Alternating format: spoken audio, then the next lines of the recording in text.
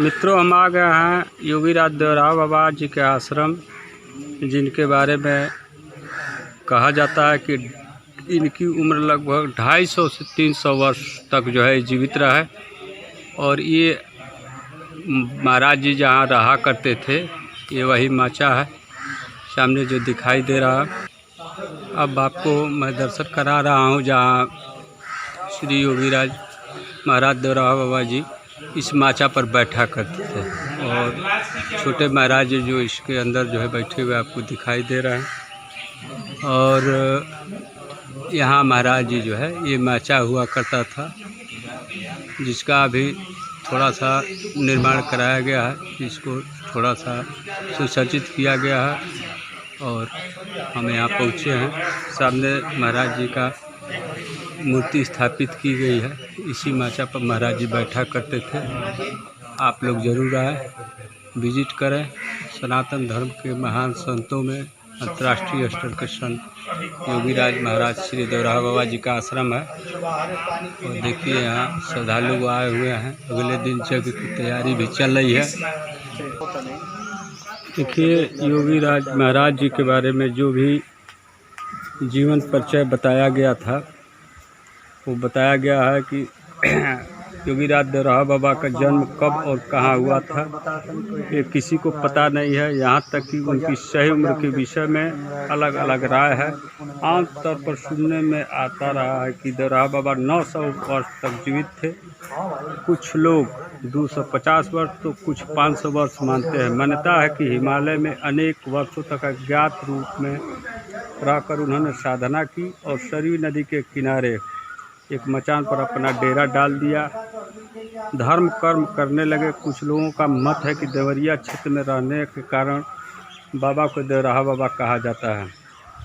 श्रद्धालुओं में यह भी मत है कि बाबा जल पर भी चलते थे। अपने किसी भी गंतव्य स्थल पर जाने के लिए उन्होंने और सिद्धियों के बारे में देवराव बाबा ने कभी कोई चमत्कारिक दावा नहीं किया, लेकिन उनके इर्द गिर्द हर तरह के लोगों की भीड़ ऐसी भी रही कि जो हमेशा चमत्कार के रूप में खोजते देखी गई। देवराव बाबा का आशीर्वाद देने का तरीका निराला था। धरती से 12 फीट ऊंची लकड़ी के मचान से भक्तों को दर्शन देते थे, और दर्शन को प्रतिदिन विशाल जनसमूह उमड़ता था। बाबा के भक्तों के मन की बात भी बिना बताए जान लेते थे। उन्होंने पूरा जीवन अन्न नहीं खाया, यह केवल शहद, दूध और श्रीफल के रस सेवन करते थे। बाबा पूज्य महर्षि पतंजलि द्वारा प्रतिपादित अष्टांग योग, हठ योग और खेचरी मुद्रा में पारंगत थे।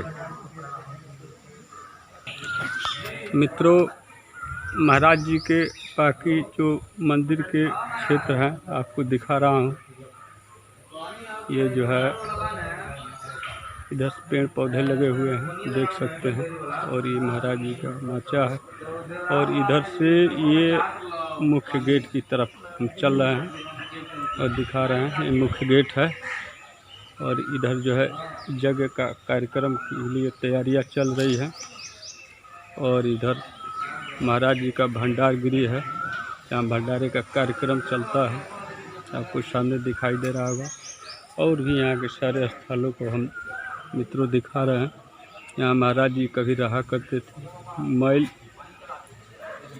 चौराहा एक है देवरिया ज़िले में, वहाँ से 2-2.5 किलोमीटर की दूरी पर महर्षि योगीराज आश्रम है। यहाँ आइए, आशीर्वाद प्राप्त करिए और ज़रूर आए। यह बहुत ही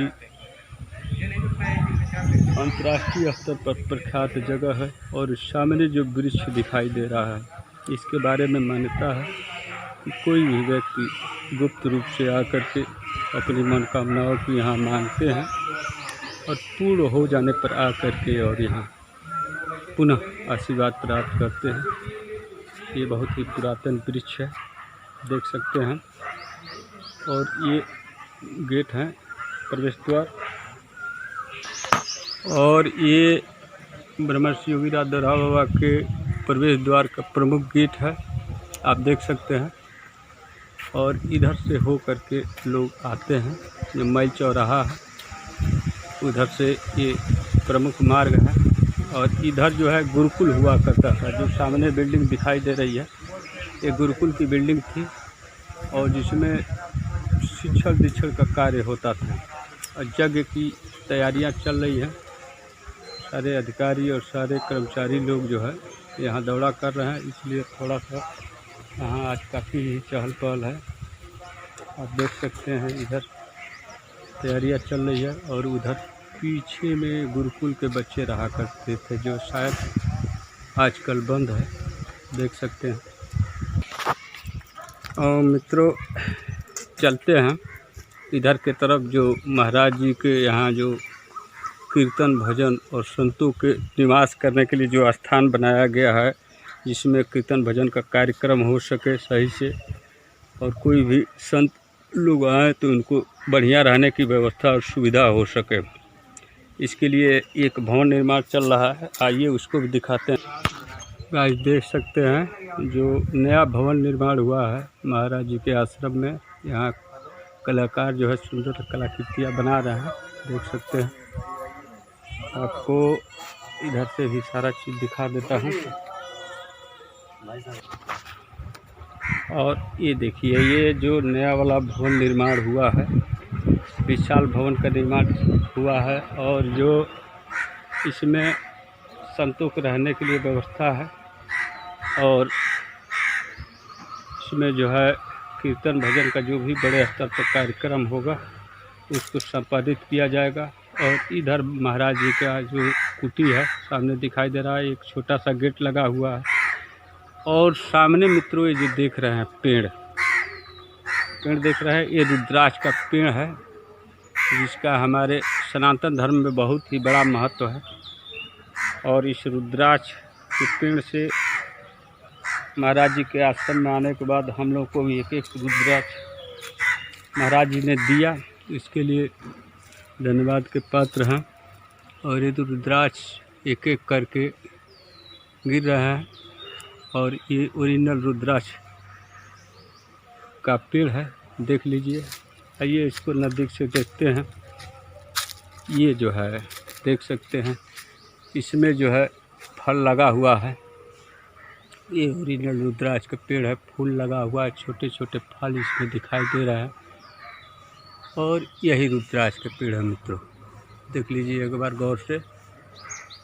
इसके पत्ते ऐसे होते हैं, आप देख सकते हैं।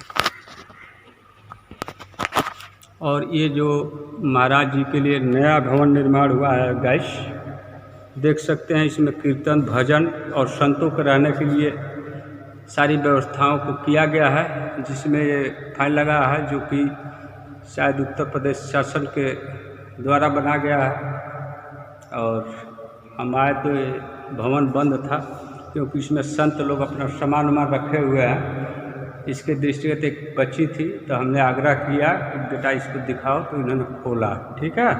और आपको दिखा रहे हैं, आने वाले दिन में ये बहुत ही कारगर सिद्ध होगा संतों के लिए रहने के लिए, ठहरने के लिए, कीर्तन भजन के लिए और भी काम के लिए भी। इसको जो है भारत सरकार पर्यटन मंत्रालय द्वारा बनाया गया है, बहुत ही सुंदर व्यवस्थाओं के साथ, देख सकते हैं। अभी इसमें काम चल रहा है मित्रों, ठीक है। और आगे चलते हैं मित्रों। देखिए हमारे कलाकार मित्रों द्वारा दीवार पर बहुत बढ़िया चित्रकारी करते हुए जो पर्यटन मंत्रालय भारत सरकार द्वारा अभी जो है निर्माण करा गया नया भवन योगीराज देवराहा बाबा आश्रम पर।